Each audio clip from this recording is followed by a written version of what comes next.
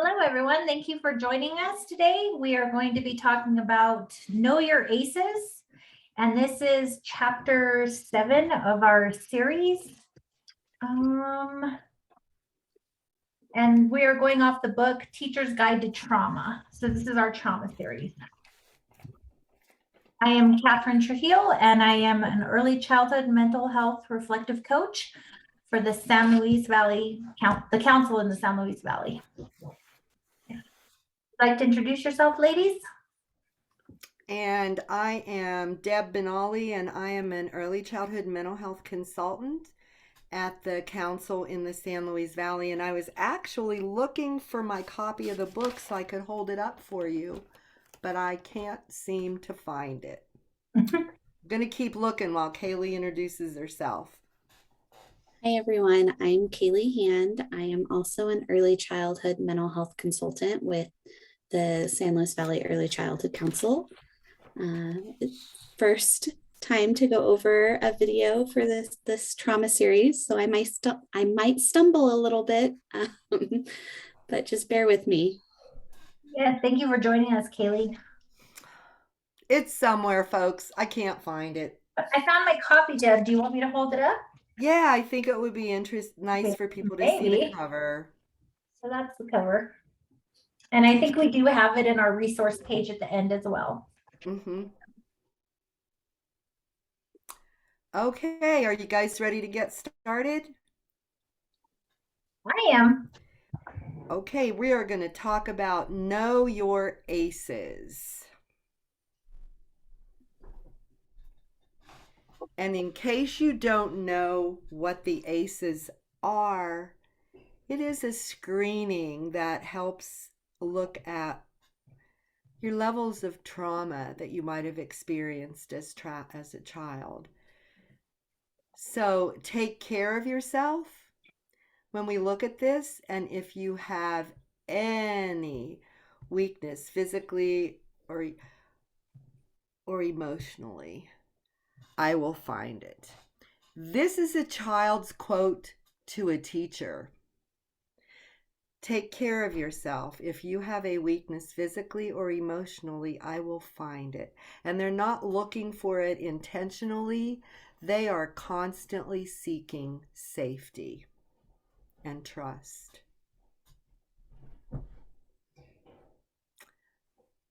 Teachers need to be aware of their own adverse childhood experiences, which is what ACEs stands for. And what it is, in case you haven't heard of it, was a study done by Doctors Anda and Felitti, and they surveyed 17,000 white middle-class college students. They asked them 10 questions regarding their exposure to adverse childhood experiences, such as abuse, neglect, sexual abuse, domestic violence, substance abuse in the home, incarceration, divorce. And it looked at 3 types of ACEs. Abuse, which measured physical, emotional, and sexual. Neglect, which looked at physical and emotional neglect. And household dysfunction, which was mental illness of a parent, abuse toward a parent, divorce, incarcerations of a relative, and substance abuse. So those are the areas that the ACEs looks at.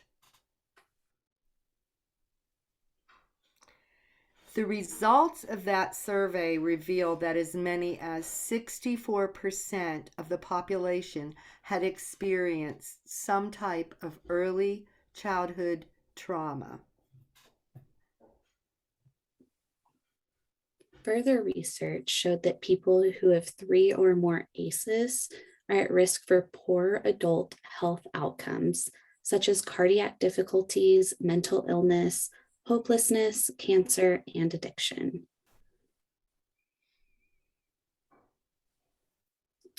The survey they used is known as the ACEs survey, like Deb was saying. It is available online at www.aces2high.com. You can take the survey and find out if you have 3 or more adverse childhood experiences. If so, recognize the impact your history has on your daily life. You may have a heightened stress response system. You may be a lion, and if so, can easily be triggered by the behavior of other lions.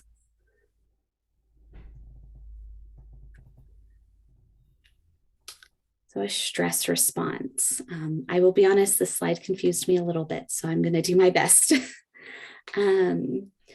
So it's important for us to know when we need to walk away, when to seek support from your colleagues, and learn to understand the frustration you may feel when working with some of your students with trauma is because your own stress response system is being activated by your students. And so the stress response can lower immune functions. I cannot pronounce that word. Recuperative. There we go. Recuperative functions, digestive functions, logical thinking, concentration, and memory.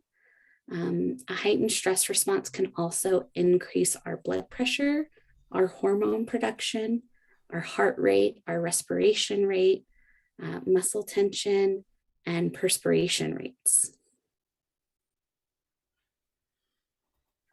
As many as 46% of all teachers report high daily stress.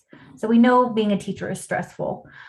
Whether you work with a room full of traumatized students or you have one in your class, your job is stressful and you need to take care of yourself.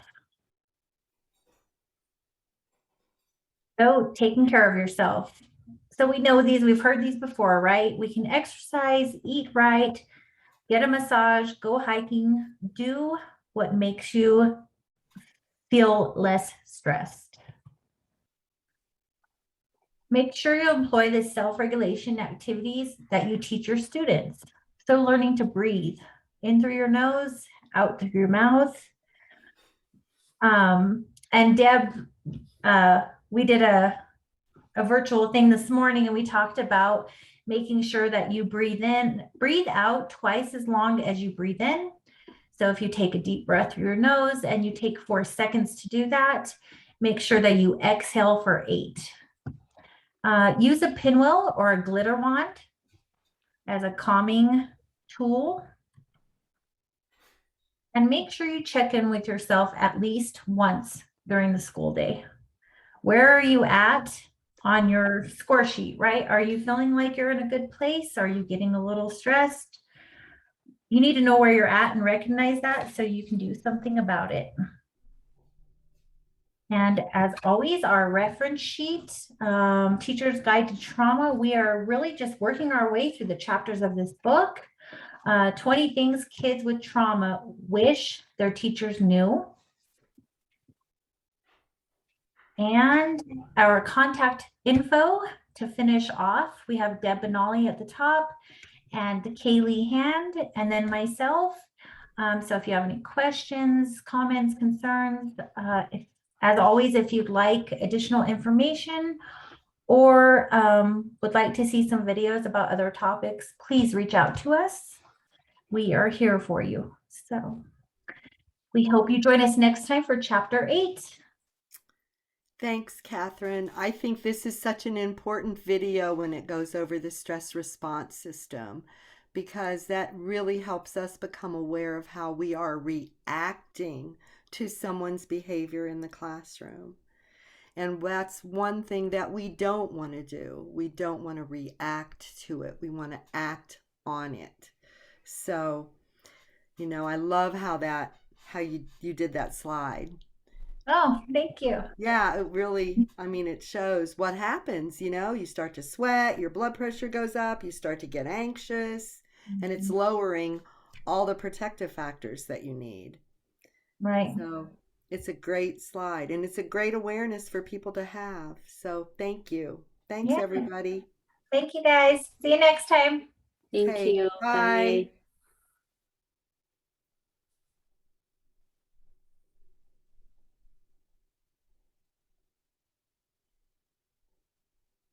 Or not. Let's see.